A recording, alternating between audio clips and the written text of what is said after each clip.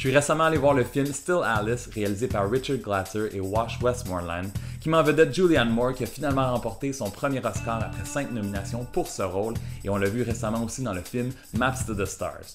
Son mari est joué par Alec Baldwin, qu'on a vu dans le film Blue Jasmine de Woody Allen en 2013, et une de ses filles est jouée par Kristen Stewart, la fameuse Bella de la série Twilight. Le film est basé sur un best-seller de Lisa Genova. Ça raconte l'histoire d'Alice Howland, une mère de 3 enfants et un professeur de linguistique réputé d'une université qui du jour au lendemain commence à oublier des mots, se perdre en faisant son jogging et elle reçoit finalement un diagnostic très rare. Elle a l'Alzheimer à seulement 50 ans.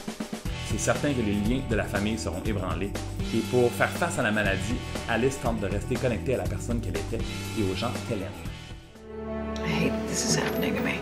But we have to keep the important things in our life going. Merry Christmas. We have to try, or we're going to go crazy. This might be the last year that I'm myself. Please don't say that. I am not suffering. I am struggling. Struggling to be a part of things, to stay connected to who I once was.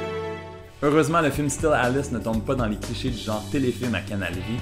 Julianne Moore est hallucinante dans une performance subtile qui va vous briser le cœur, un Oscar tellement mérité. Et une des surprises du film est Kristen Stewart qui joue sa jeune fille, pleine d'empathie et vulnérable, une belle relation mère-fille à voir dans le film.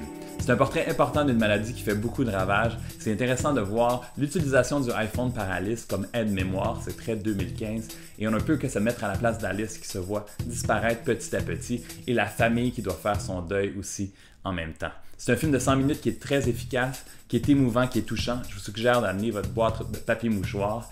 Je donne au film un 4 sur 5 et c'est encore à l'affiche dans quelques salles en version originale anglaise avant de venir sur vidéo sur demande très bientôt. Bon cinéma! So live in the moment, I tell myself. It's really all I can do. Live in the moment.